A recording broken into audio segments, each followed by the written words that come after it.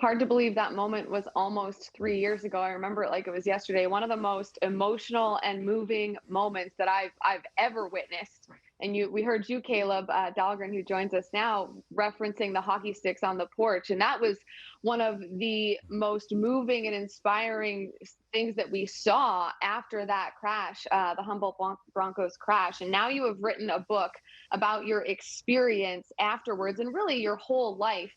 It's called Crossroads. It is available now. And Kaleb, some of the commentary around this book already is quite something. Hockey Night in Canada's Ron MacLean called it deeply affecting and beautiful.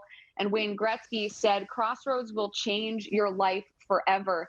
And I have no doubt that it will inspire and move people, your story of perseverance. But for you, was writing this book therapeutic in any way for you? And thanks for coming on the show. It's good to see you. Yeah, no, it's good to see you guys too. Thanks for having me on here. And that intro was already pretty tough just to watch, not gonna lie. Jeez. But for me, this book has been therapeutic. It was definitely emotional, extremely emotional, trying to talk about a tragedy, but also other stuff in my life too. It's not easy whatsoever. But for me, in the process, I found that I was able to kind of come to grips with everything and heal some wounds that were open. I had some questions about my 4 days that I don't remember. And then on the fifth day, kind of waking up halfway through the day. And I wasn't myself in those periods, but I was able to kind of gain some clarity in it. And it was really healing too. And it was nice for me to kind of put something out there of my thoughts, my feelings. And it's all said and done now. And I kind of can put that side down of me and move forward, knowing that I gave my all and did it everything I wanted to. The book cover itself is striking, and it's obviously you standing on the site of where the accident occurred. What was that like going back there? Because certainly that catches your eye immediately when you see the book.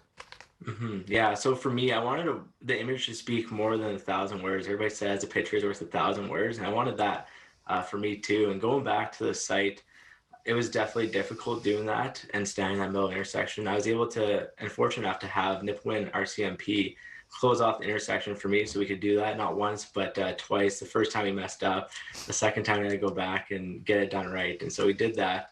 And I really wanted this cover as this idea because there's so much more. There's pain, hurt, but there's also the hope and resilience and looking forward and like optimism as well, because I wanted it on a bright, sunny day because I wanted to be which direction I wanted to go. And I want to try to take the positive of this direction and to make something great and impact lives.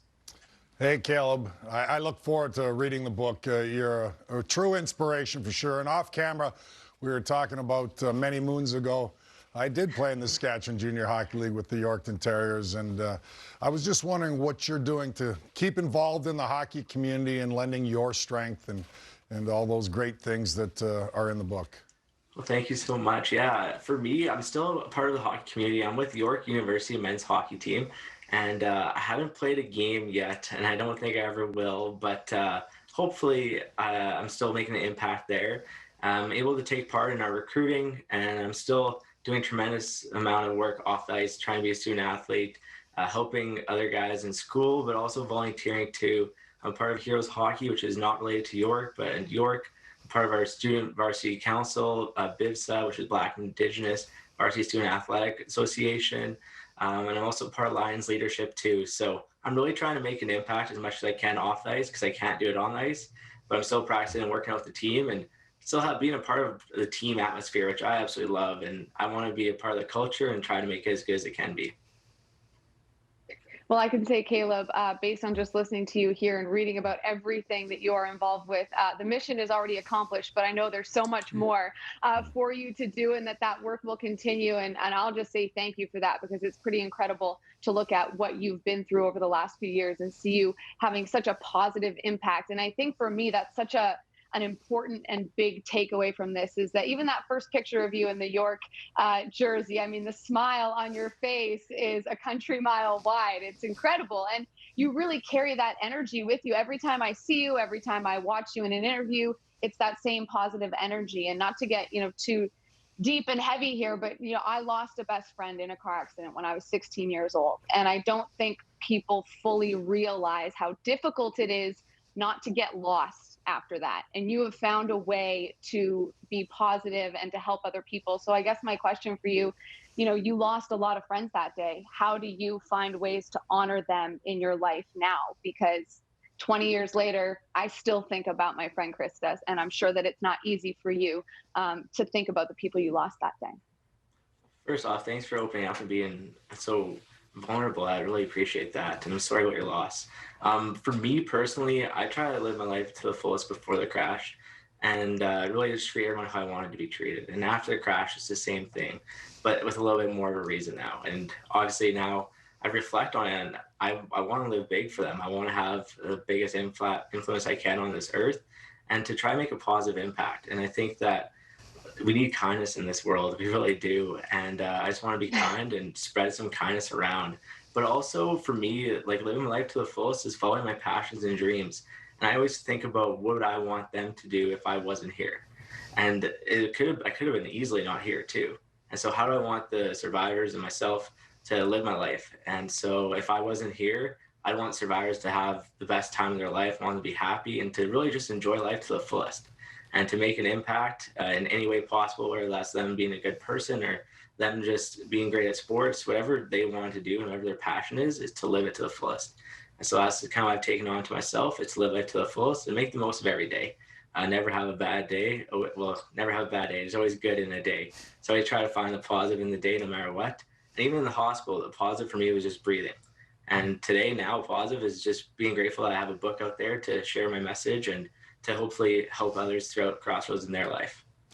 Yeah, you're an author now, so congratulations on that, because that is just in itself, writing a book, any book, is difficult. So congratulations on that, and certainly this book where you share so many of your different stories, much of it to do with the circumstances there in Humboldt, but some of it to do with your life prior to that. I was wondering, like, what's the plan moving forward in terms of something you may pursue? I mean, is there something, is there an occupation, a field that you're looking to pursue down the road? Yeah, no, thank you. Appreciate that. So there is, I want to be a chiropractor and I want to help people. And the whole idea is giving back really fuels my soul.